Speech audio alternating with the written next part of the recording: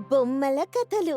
ఒక ఊర్లో ప్రజలు వ్యవసాయం, చేతి వృత్తుల మీద ఆధారపడి జీవించేవారు. ఆ సంవత్సరం ఎండాకాలం చాలా తీవ్రంగా ఉంది. ఎన్నడూ లేని విధంగా సూర్యుడు నిప్పులు చెరుగుతున్నాడు. ఉదయం 8 గంటలకే బయట అడుగుపెట్టాలంటే ప్రజలు భయపడే పరిస్థితి. చెరువులు, బావులు ఎండిపోయాయి. పశువులు, పక్షులు దాహంతో అల్లాడిపోతున్నాయి. అటువంటి ఊర్లో రామయ్య అనే ఒక పేద రైతు తన భార్య సీతమ్మతో కలిసి జీవనం సాగిస్తూ ఉంటాడు. రామయ్య చాలా కష్టజీవి, దయగలవాడు. ఒకరోజు రామయ్య ఇంట్లో చెమటలు తుడుచుకుంటూ సీతమ్మతో ఇలా అంటాడు. ఏంటో సీతమ్మా, ఈ సంవత్సరం ఎండలు మరీ మండిపోతున్నాయి. పైనుంచి సూర్యుడు నిప్పుల వాన కురిపిస్తున్నట్టుగా ఉంది. పొలంలో అరగంట పనిచేసేసరికి ఒంట్లో సత్తువంతా ఆవిరైపోతోంది. అవునండి, ఇంట్లో రాతి గోడలు కూడా పగలు రాత్రి అని తేడా లేకుండా కాలిపోతున్నాయి. గాలి ఆగిపోయి ఊపిరాటం కూడా కష్టంగా ఉంది. మీరీ మండుటెండలో పనికి వెళ్లడం నాకు మనస్కరించడం లేదు. ఏవన్నా పని ఉంటే ఉదయాన్నే వెళ్ళి ఎండ ముదరక ముందే ఇంటికొచ్చేయండి. అలా అంటే కుదరదు కదా సీతమ్మా. పొలంలో దుక్కి దున్ని వారం రోజులవుతోంది. మట్టి అంతా బీటలు వారిపోయింది. ఇప్పుడు గనక ఆ మట్టిని సరిచేయకపోతే రేపు వానాకాలం వచ్చినా విత్తనాలు నాటడానికి పొలం పనికిరాదు. మనకున్నది ఆ 3 ఎకరాల పొలమే కదా. దానిమీద వచ్చే ఆదాయంతోనే మన బతుకుబండి సాగాలి. కష్టమైనా వెళ్ళక తప్పదు. ఆ సద్దిమూట కట్టు, నేను బయలుదేరతాను. సరేనండి, కనీసం తలకా తువ్వాలైనా గట్టిగా చుట్టుకోండి. మంచినీళ్ల ముంత నిండా నీళ్లు పోసిస్తున్నాను. చెట్టు నీడన అప్పుడప్పుడు కాస్త విశ్రాంతి తీసుకుంటూ పనిచేయండి. రామయ్య మంచినీళ్ల ముంత, సద్దిముట్ట తీసుకుని పొలానికి వెళ్తాడు. పక్క పొలంలో రంగడు అనే మరో రైతు కూడా పనిచేసుకుంటూ ఉంటాడు. ఇద్దరూ కాసేపు మాట్లాడుకుంటారు. ఏంటి రామయ్య, మిట్ట మధ్యాహ్నం అవుతోంది. సూర్యుడు నడినెత్తిమీదికొచ్చాడు. అయినా ఇంకా నాగలి పట్టుకుని అలా కష్టపడుతున్నావు. ఎండకి చర్మం కాలిపోవడం లేదా? కాసేపు ఆ చింత చెట్టు కింద కూర్చొని సేద తీరవచ్చు కదా. ఏం చేస్తాన్ రంగడు, పేదోడికి ఎండైనా వానైనా చలైనా కష్టపడ్డం తప్పదు కదా. ఈ గట్టున మట్టి బాగా గట్టిపడిపోయింది. దీన్ని తవ్వి చదును చేస్తే పనైపోతుంది. రేపు కాస్త విశ్రాంతి తీసుకోవచ్చు. నువ్వెళ్ళి నీడను కూర్చో, నేనీ పని ముగించుకొనొస్తాను అని చెప్పగానే రంగడు చెట్టు కిందికి వెళ్ళిపోతాడు. రామయ్య మండుటెండలో గుణపంతో నేలం తవ్వుతూ ఉంటాడు. ఎండ తీవ్రతకు అతని శరీరం నుండి చెమట నీళ్లలా కారుతోంది. దాహంతో గొంతు పిడిచకట్టుకుపోతుంది. తెచ్చుకున్న నీళ్లు అప్పటికే వేడిగా మారిపోయాయి. అయినా సరే పని పూర్తి చేయాలనే పట్టుదలతో తవ్వుతూ ఉంటాడు. అకస్మాత్తుగా అతని గుణపం కింద ఏదో గట్టిగా తగిలిన శబ్దం వస్తుంది. ఏంటిది? గుణపానికి ఏదో గట్టిగా తగిలినట్టుంది. బహుశా ఏదైనా పెద్ద రాయి ఉందేమో. ఇంకొంచెం పక్కకి తవ్వి చూద్దాం అనుకుని రామయ్య మట్టిని పక్కకి తవ్వి చూడగా ఒక పాతకాలపు పెద్ద మట్టి కుండ కనిపిస్తుంది. ఆ కుండపైన ఒక మూత కూడా గట్టిగా పెట్టి ఉంటుంది. రామయ్య ఆశ్చర్యంగా, ఇక్కడ మట్టి కుండ ఎలా వచ్చింది? పైగా ఇంత లోతులో పూడుకుపోయింది. దీనిలో ఎవరైనా నిధి దాచిపెట్టారా ఏంటి? పేదవాణ్ణి ఎగతాళి చేయడానికి దేవుడు నాకేమన్నా రాళ్ళు రప్పలు ఇచ్చాడా? చూద్దాం లోపలేముందో అనుకుంటూ రామయ్య ఎంతో ఆసక్తిగా ఆ కుండపైనున్న మట్టిని తుడిచి మూత తీస్తాడు. మూత తీయగానే ఒక్కసారిగా ఆ కుండలోంచి ఎంతో చల్లని హిమపాతంలాంటి గాలి అతని ముఖానికి తగులుతుంది. రామయ్య ఆశ్చర్యంతో ఒక్క అడుగు వెనక్కి వేస్తాడు. రామయ్య కళ్ళు పెద్దవి చేసి, ఇదేంటి? ఈ మండుటెండలో ఈ కుండలోంచి ఇంత చల్లని గాలొస్తోంది. మంచు కుండల దగ్గర ఉన్నంత చల్లగా ఉంది. అసలు లోపలే ఉంది అనుకుని కుండలోపలికి తొంగి చూస్తాడు. అతను చూసిన దృశ్యానికి అతని కళ్ళు తిరుగుతాయి. ఆ కుండ లోపల ఒక చిన్న ప్రపంచం ఉంది. అదొక అద్భుతమైన మంచు గ్రామం. ఆ గ్రామంలో చిన్న చిన్న మంచు కొండలు, మంచుతో కప్పబడిన చెట్లు, పారే చిన్న నీటి ప్రవాహం ఉన్నాయి. ఆ గ్రామంపైన ఎప్పుడూ మంచు కురుస్తున్నట్టుగా ఉంది. ఆ కుండలోంచి వస్తున్న గాలి ఆ మంచు గ్రామంలోని చల్లదనాన్నే మోసుకొస్తోంది.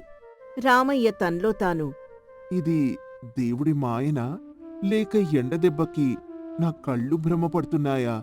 కుండ లోపల ఒక చల్లని గ్రామమా?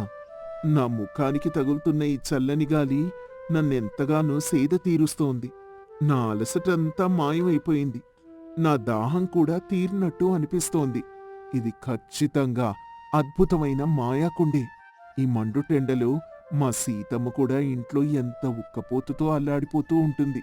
ఈ కుండనింటికి తీసుకెళ్తే తను కూడా ఈ చల్లదనాన్ని అనుభవిస్తుంది. అలా రామయ్య ఆ మాయా మట్టి కుండని జాగ్రత్తగా తీసుకొని ఇంటికి బయలుదేరతాడు. ఇంటికెళ్ళేసరికి సీతమ్మ చెమటలు తుడుచుకుంటూ విసనకర్రతో విసురుకుంటూ ఉంటుంది. సీతమ్మా, ఓ సీతమ్మా, ఇలా రా, నీకో వింత చూపిస్తాను. ఏంటండి, పని పూర్తి కాకుండానే వచ్చేశారు? పైగా చేతిలో ఆ పాత మట్టి కుండేంటి? ఎక్కడ దొరికింది? అదంతా చెప్తాను గాని ముందు నువ్వీ కుండ లోపలికి చూడు. మూత తీసి నీ ముఖానికి దగ్గరగా పెట్టుకో. సీతమ్మ ఇష్టంగానే మూత తీసి లోపలికి చూస్తుంది. వెంటనే చల్లని గాలి ఆమె ముఖాన్ని తాకుతుంది. ఇంట్లో ఉన్న ఉక్కపోతంతా క్షణాల్లో మాయమైపోయి ఇల్లంతా చల్లగా మారుతుంది. అబ్బా, ఏంటండి ఇది? ఇంత చల్లని గాలి ఎక్కడ్నించి వస్తోంది? కుండ లోపల చూస్తే ఏదో మంచు కప్పుకున్న పల్లెటూరు కనిపిస్తోంది. ఇది మాయాకుండనా? నా జీవితంలో ఇంతటి హాయిని నేనెప్పుడూ అనుభవించలేదండి. ఈ ఎండాకాలంలో ఈ కుండ మనింట్లో ఉంటే మనకింక ఏ బాధ ఉండదు. దీన్నెవ్వరికీ తెలియకుండా మనింట్లోనే దాచుకుందాం. అలా అనుకు సీతమ్మా. ఈ ఎండలకి మనమెంత బాధపడుతున్నామో మన ఊరి ప్రజలు కూడా అంతే అల్లాడిపోతున్నారు కదా. మన పక్కింట్లో ఉన్న సుబ్బయ్య గారు వయసు మీద పడ్డవారు. ఎండ తట్టుకోలేక నిన్నట్నుంచి ఏమీ తినకుండా మంచం మీదే ఉన్నారు. ఈ ఊర్లో అందరూ మన్లాంటి రైతులే, కష్టజీవులే. ఈ చల్లని గాలిని కేవలం మనం మాత్రమే అనుభవించడం స్వార్థమవుతుంది. ప్రకృతి మనకిచ్చిన ఈ వరాన్ని అందరితో పంచుకుందాం. మీరు చెప్పింది నిజమేనండి. ఈ ఉక్కపోతకి నా బుద్ధి గడ్డి తిని అలా స్వార్థంగా ఆలోచించాను. చుట్టుపక్కల వాళ్ళందర్నీ పిలుచుకురండి. అందరం కలిసి ఈ కుండ చుట్టూ కూర్చుందాం.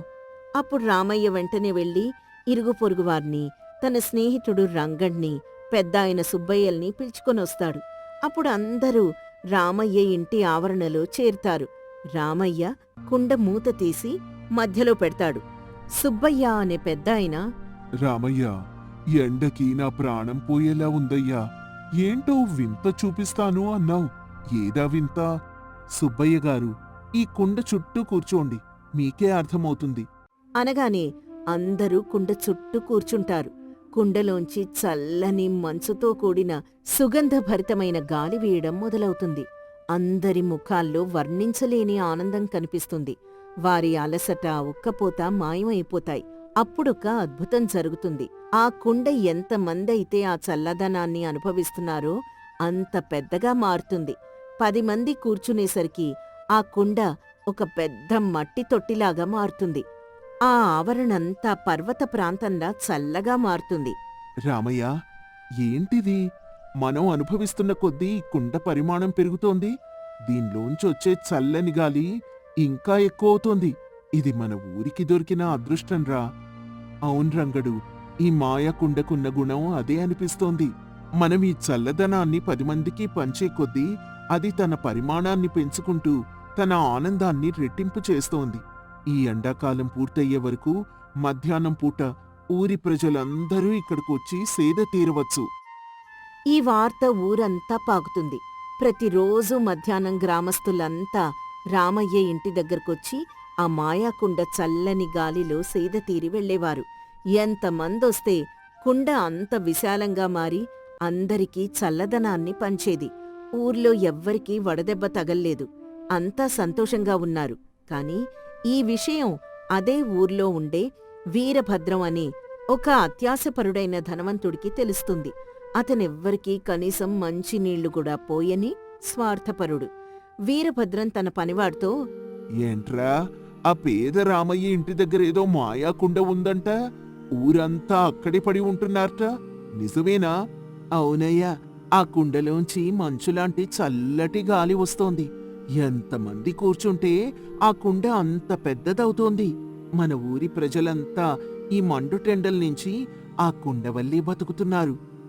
ఏంటి, ఒక పేదవాడి ఇంటి దగ్గర అంతటి అద్భుతమైన వస్తువు ఉండటమా?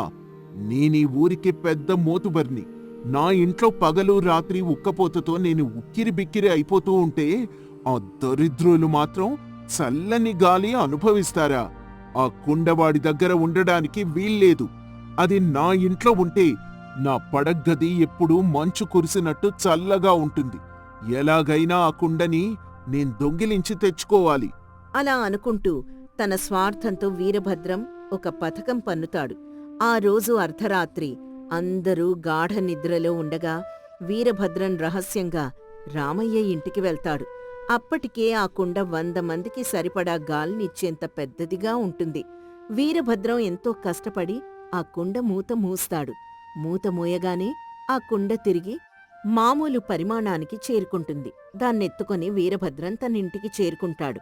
తనలో తాను నవ్వుకుంటూ, దొరికింది. ఈ మాయాకుండ నా సొంతం. ఈ చల్లని గాలిని నేనొక్కడ్నే అనుభవిస్తాను. ఆ రామయ్యగాడు ఊరి జనాలు ఎండకి మాడిపోవాల్సిందే అనుకుని వీరభద్రం తన పడగ్గదిలోకి వెళ్లి గది తలుపులు కిటికీలు గట్టిగా గడియ పెడతాడు. ఎవ్వరికీ ఆ గాలి తగలకూడదని గాలి బయటకు వెళ్లే చిన్న రంధ్రాల్ని కూడా మూసేస్తాడు. ఆ తర్వాత ఆ కుండని తన మంచం పక్కన పెట్టుకుని మూత తీస్తాడు. మూత తీయగానే చల్లని గాలి రావడం మొదలవుతుంది. అబ్బా, ఎంత బావుందో! ఈ గాలి నా గదిలోనే ఉండాలి. నా శరీరానికి తగలాలి. ఆ సమయంలో ఆ కుండ గుణం 10 మందికి పంచినప్పుడు పెరగడం. వీరభద్రం గది మొత్తం మూసేసి ఎవ్వరినీ దరిచేరనివ్వకుండా స్వార్థంతో ఒక్కడే అనుభవిస్తుండడంతో కుండలో మార్పు మొదలవుతుంది. కుండ లోపల ఉన్న చల్లని గాలి ఆగిపోయి వేడి గాలి రావడం మొదలవుతుంది. అంతేకాదు, ఆ కుండ మెల్లగా కుంచుకుపోవడం ప్రారంభిస్తుంది. వీరభద్రం భయంతో, ఏంటిది? గాలి ఆగిపోయింది, పైగా వేడి గాలొస్తోంది. కుండ ఏంటి కరిగిపోతున్నట్టు చిన్నదిగా అయిపోతోంది? నా చల్లని కుండ నాకు కావాలి అనుకుని వీరభద్రం కంగారుగా కుండను 2 చేతులతో పట్టుకోడానికి ప్రయత్నిస్తాడు. కాని కుండ మరింత కుంచుకుపోయి అందులో పీడనం పెరిగిపోయి ఒక్కసారిగా పెద్ద శబ్దంతో పట్టుమని పగిలిపోతుంది. కుండ పగిలిపోయిన వెంటనే అందులో బందీగా ఉన్న మండుటెండలాంటి అత్యంత వేడిగాలి ఒక్కసారిగా వీరభద్రం గదిలో వ్యాపిస్తుంది. వీరభద్రం ఉక్కిరిబిక్కిరి అయిపోతూ, అమ్మో, కాలిపోతోంది. గది మొత్తం కాలిపోతోంది. తలుపులు తీయండి. ఎవరైనా నన్ను కాపాడండి అంటూ అరుస్తాడు. వీరభద్రం తలుపులు తీయడానికి ప్రయత్నించినా అతను వేసిన గడియల వల్ల వెంటనే తీయలేకపోతాడు. వేడిని తట్టుకోలేక స్పృహ తప్పి పడిపోతాడు. ఉదయం పనివాళ్లొచ్చి తలుపులు పగలగొట్టి అతన్ని బయటికి తీసుకొస్తారు. అప్పటికే వడదెబ్బ తగిలి వీరభద్రం తీవ్ర అస్వస్థతకు గురి అవుతాడు. మరోవైపు రామయ్య తన కుండ పోయిందని గ్రామస్తులతో కలిసి వెతుకుతూ వీరభద్రం ఇంటికొస్తాడు. పనివాడు రామయ్యతో ఏడుస్తూ ఇలా అంటాడు. అయ్యా రామయ్య గారు, మమ్మల్ని క్షమించండి. మా యజమాని దురాశతో రాత్రి మీ కుండని దొంగిలించుకొచ్చారు. దాన్ని గదిలో పెట్టుకుని తలుపులేసుకున్నారు. కాని ఆ కుండ పగిలిపోయి భయంకరమైన వేడిగాలొచ్చి మా యజమాని ప్రాణాపాయ స్థితిలో ఉన్నారు. కుండ పగిలిపోయి మట్టి ముక్కలుగా మారిపోయిందయ్యా.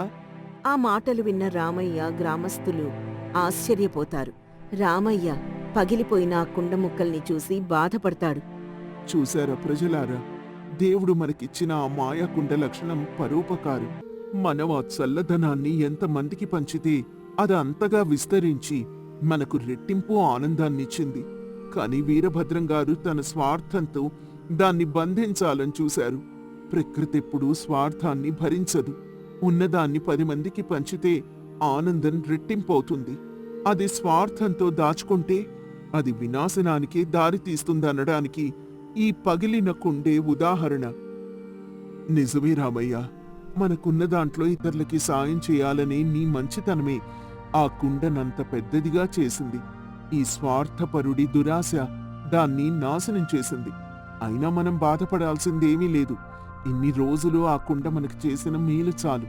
వారం రోజుల్లో ఎలాగో వర్షాలు పడతాయి కదా. వీరభద్రం కోలుకున్న తర్వాత తన తప్పును తెలుసుకుంటాడు. స్వార్థం ఎంత ప్రమాదకరమో అర్థం చేసుకొని తన ఆస్తిని పేదవారికి సాయం చేయడానికి ఉపయోగిస్తాడు. రామయ్య తన మంచితనంతో ఊరి ప్రజలందరికీ ఆదర్శంగా నిలిచి భార్యతో కలిసి సంతోషంగా జీవిస్తాడు. ఈ కథ వల్ల మనకు తెలిసే నీతి ఏంటంటే, ఉన్నదాన్ని 10 మందికి పంచితే ఆనందం రెట్టింపవుతుంది. స్వార్థం వినాశనానికి దారి.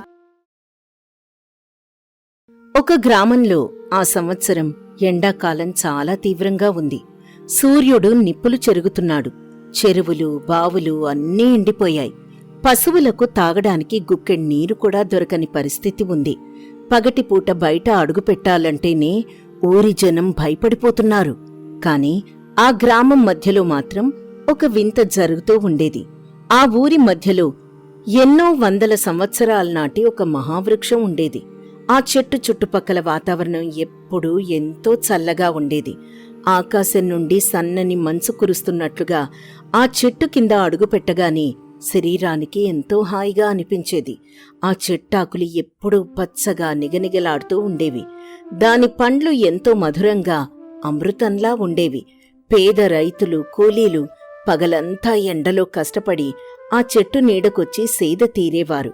ఆ చెట్టు పండ్లను తిని తమ ఆకలి తీర్చుకునేవారు. ఒకరోజు ఆ చెట్టు కింద పేద రైతైన రామయ్య తన తోటి పనివాడైన ముత్తయ్యతో ఇలా అంటాడు.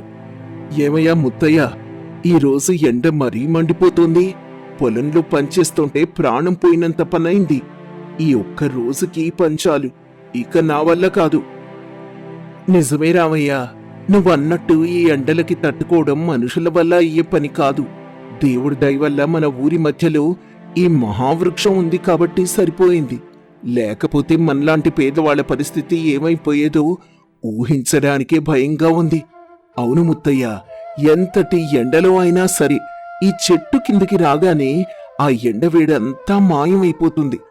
పైన ఆకాశం నుంచి పడుతున్న ఈ సన్నని మంచు బిందువులు చూస్తుంటే దేవుడే స్వయంగా మన కోసం ఈ చల్లదనాన్ని పంపించినట్లు అనిపిస్తుంది. ఆ పైన ఈ చెట్టు పండు తింటే కడుపు నిండిపోతుంది. మనలాంటి పేదలకు ఇంతకంటే ఏం కావాలి? అలా ఉండగా ఆ ఊరికొక జమీందారున్నాడు. అతని పేరు భూపతి. అతనికి ఆ ఊర్లో సగానికి పైగా భూములున్నాయి. ఎంతో పెద్ద భవంతి. కాని అతనికి స్వార్థం, దురాశ చాలా ఎక్కువ. తనకు నచ్చిన వస్తువు ఏదైనా సరే అది తన సొంతం కావాలి అని అనుకునే రకం. ఒకరోజు మధ్యాహ్నం జమీందారు భూపతి తన సేవకుడు వీరయ్యతో కలిసి పొలాల పర్యవేక్షణ ముగించుకుని గుర్రబండి మీద తిరిగొస్తున్నాడు. ఎండ తీవ్రతకు జమీందారు విలవిల్లాడిపోతున్నాడు. అప్పుడు భూపతి వీరయ్యతో ఇలా అంటాడు. వీరయ్య, ఈ ఎండేంటిలా ఉడికించేస్తోంది. నా భవంతికి చేరుకునే లోపు నా ప్రాణాలు గాల్లో కలిసిపోయేలా ఉన్నాయి. బండిని కాస్త వేగంగా తోలమని చెప్పు. ఈ వేడిని నేను భరించలేకపోతున్నాను. అయ్యా, పశువులు కూడా ఎండకు నీరసించిపోయాయి. అంత వేగంగా వెళ్ళలేవు. అదిగో అక్కడ ఊరి మధ్యలో ఉన్న పెద్ద చెట్టు కనిపిస్తోంది కదా, అది చాలా వింతైన చెట్టయ్యా. అక్కడెప్పుడు చల్లగా మంచు కురుస్తున్నట్టుంటుంది. ఊరి జనమంతా అక్కడే సేద తీరుతున్నారు. మీరు కాసేపు అక్కడ విశ్రాంతి తీసుకుంటే మీ అలసట తీరిపోతుంది. అది వినగానే భూపతి సరి అని చెప్పి ఆ చెట్టు దగ్గరికి వెళ్తాడు. బండి దిగి ఆ చెట్టు నీడలోకి అడుగుపెట్టగానే అతని ఆశ్చర్యానికి అవధుల్లేవు. బయట ఉన్న ఎండవేడి ఒక్కసారిగా మాయమైపోయింది. చల్లటి గాలి, సన్నగా రాల్తున్న మంచు తుంపర్లు అతని శరీరాన్ని తాకాయి. భూపతి ఆశ్చర్యంతో, ఆహా, ఎంత అద్భుతం! వీరయ్య, నువ్వు చెప్పింది అక్షరాల నిజం. నా భవంతిలో ఉన్న వందలాది విసనకర్రలు కూడా ఇంత చల్లటి గాలినివ్వలేవు. ఇది సాధారణమైన చెట్టు కాదు, దైవ సమానమైన చెట్టు. ఇంతలో ఒక పండు రాలి భూపతి చేతిలో పడుతుంది.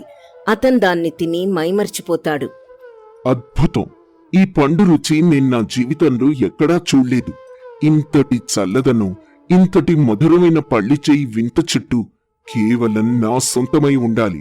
ఈ పేదవాళ్లు, కూలీలు ఈ చెట్టు నీడన కూర్చోడానికి వీల్లేదు. నేను ఈ ఊరికి యజమాన్ని. ఊర్లో ఉన్న ప్రతి అద్భుతమైన వస్తువు మీద నాకే పూర్తి అధికారం ఉంది. అయ్యా, క్షమించండి, ఇది ప్రకృతి ఇచ్చిన వరం. ఎండకు మాడిపోయొచ్చే బాటసార్లకు, పొలంలో కష్టపడే రైతుల కోసమే దేవుడు ఈ చెట్టునిక్కడ మొలిపించుంటాడు. దీన్నందరూ అనుభవించాలి గాని సొంతం చేసుకోకూడదయ్యా. జనం చాలా బాధపడతారు. నోర్మోయ్, నేను జమీందార్ని. నా నిర్ణయాన్ని ఎదిరించే హక్కు నీకు లేదు. ఈ రోజే పనివాళ్ళని పిలిపించు. ఈ చుట్టూ ఎవ్వరూ లోపలికి రాలేని విధంగా చాలా ఎత్తైన రాతి గోడ నిర్మించాలి. ఆ గోడకు ఒక పెద్ద ఇనుప తలుపు వేసి దాని తాళం నా దగ్గరే ఉండాలి. ఈ చెట్టు చల్లదనం, ఈ పండ్లు కేవలం నాకు, నా కుటుంబానికి మాత్రమే దక్కాలి. అలా అనగానే జమీందార్ ఆజ్ఞను కాదనలేక వీరయ్య పనివాళ్లని పిలిపించాడు. ఆ ఊరు రైతులు రామయ్య, ముత్తయ్య లాంటి వాళ్లు జమీందారు కాళ్లమీద పడి ఎంతో బ్రతిమలాడారు. అయ్యా జమీందార్ గారు, దయచేసి అలా చేయకండి. ఈ చెట్టు నీడే మాకు ప్రాణాధారం, ఈ పండ్లే మాకు ఆహారం. దాని చుట్టూ గోడ కట్టి మేమెండకు మాడిపోతాం. దయచేసి మీ నిర్ణయాన్ని మార్చుకోండి అయ్యా. ఏయ్, మీ అందరికీ ఎంత ధైర్యం! నా ఎదురు నిలబడి వాదిస్తారా? ఈ భూమి నాది, ఈ చెట్టు నాది. వెంటనే ఇక్కడి నుండి వెళ్ళిపోండి, లేకపోతే మీ అందరినీ ఊళ్ళోంచి వెళ్ళగొడతాను. అలా అనగానే జమీందారు బెదిరింపులకు భయపడి జనం కన్నీళ్లు పెట్టుకుంటూ అక్కడి నుండి వెళ్ళిపోయారు. రాత్రికి రాత్రే ఆ వింత చెట్టు చుట్టూ ఒక పెద్ద రాతి గోడను నిర్మించారు. ఒక పెద్ద తలుపు పెట్టి దానికి తాళం వేశారు. జమీందారు ఎంతో ఆనందంగా ఆ తాళం చెవిని తన పక్కన పెట్టుకుని నిద్రపోయాడు. మరుసటి రోజు ఉదయం నిద్ర లేవగానే ఆ చెట్టు కింద చల్లని గాలిలో విశ్రాంతి తీసుకోవాలని ఎంతో ఆశగా గోడ దగ్గరికెళ్లాడు. పక్కనే వీరయ్య కూడా ఉన్నాడు. తాళం తీసి లోపలికి అడుగుపెట్టారు. కాని అక్కడ దృశ్యం చూసి జమీందారు ఆశ్చర్యంతో నోరెళ్లబెట్టాడు. భూపతి కంగారుగా, ఏంటిది? ఇదంతా ఏంటి? నా కళ్ళని నేనే నమ్మలేకపోతున్నాను. నిన్నటి వరకు ఎంతో పచ్చగా కళకళ్లాడుతున్న ఆ మహావృక్షం ఒక్క రాత్రిలో పూర్తిగా ఎండిపోయింది. ఆకులన్నీ రాలిపోయి నేలమీద పడున్నాయి. ఒక్క పండు కూడా లేదు. అక్కడ ఎటువంటి చల్లదనమూ లేదు, మంచు కురవడమూ లేదు. బయట ఎంతటి వేడి ఉందో ఆ గోడ లోపల కూడా అంతే ఉక్కపోతగా ఉంది. ఆ వింత చెట్టు ఒక సాధారణ ఎండిపోయిన కర్రలా మారిపోయింది. చూసారా అయ్యా, ప్రకృతి ఎప్పుడూ అందరి మేలు కోరుకుంటుంది. స్వార్థంతో దాన్ని బంధించాలని చూస్తే అది ఇలాగే ప్రాణం కోల్పోతుంది. మీరు చేసిన పని వల్ల దేవుడు ఆగ్రహించాడు. అందుకే ఈ చెట్టు ఎండిపోయింది. భూపతి నిరాశగా, ఛీ, నా కర్మ! ఇంత డబ్బు ఖర్చు పెట్టి గోడ కట్టిస్తే ఇది ఎండిపోయిందా? పనికి మాలించెట్టు. పదండి వెనక్కి, భవంతికి వెళ్ళిపోదాం. కనీసం నా భవంతిలో అయినా ప్రశాంతంగా విశ్రాంతి తీసుకుంటాను అనుకుంటూ జమీందార్ తన భవంతికి చేరుకున్నాడు. కాని అతనికి అసలు శిక్ష అప్పుడే మొదలైంది. అతను తన గదిలోకి అడుగుపెట్టగానే భరించలేని వేడి మొదలైంది.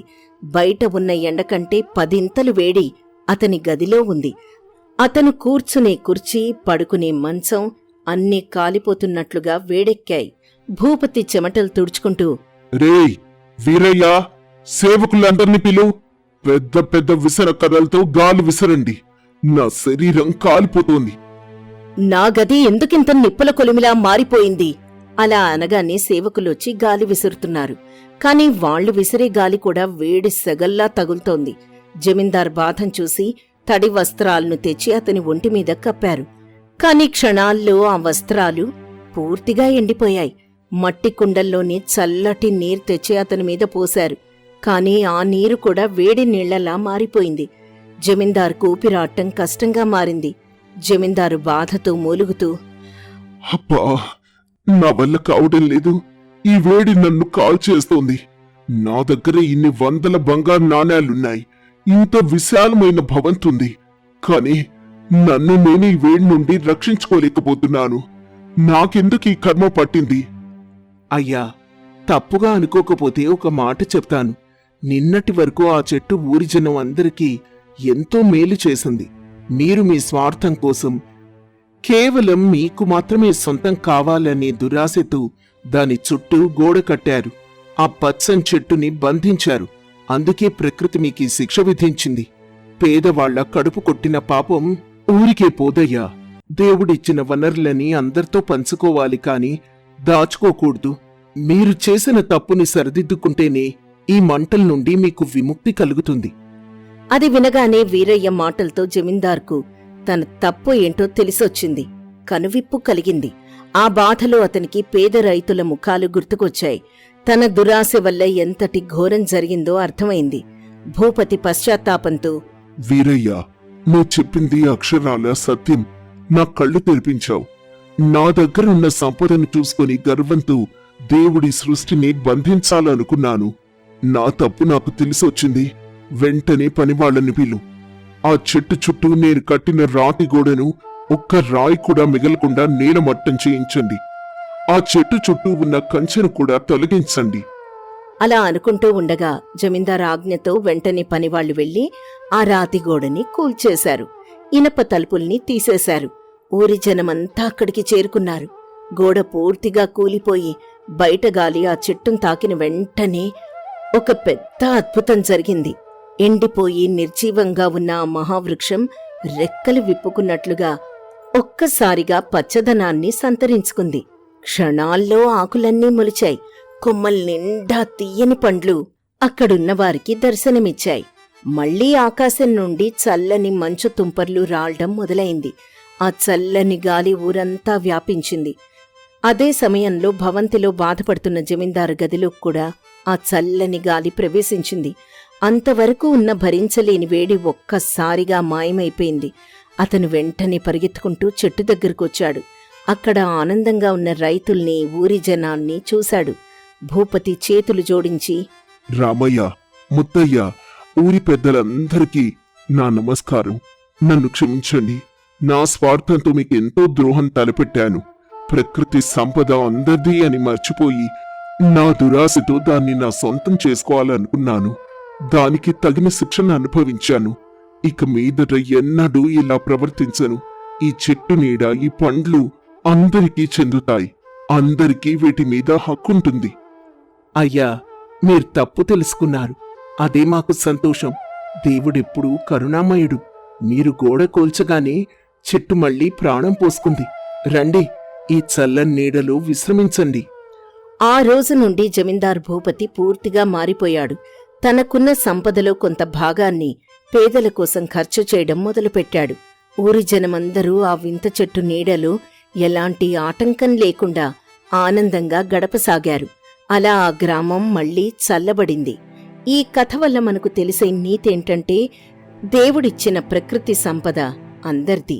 స్వార్థంతో దాన్ని సొంతం చేసుకోవాలనుకుంటే నష్టమే మిగులుతుంది.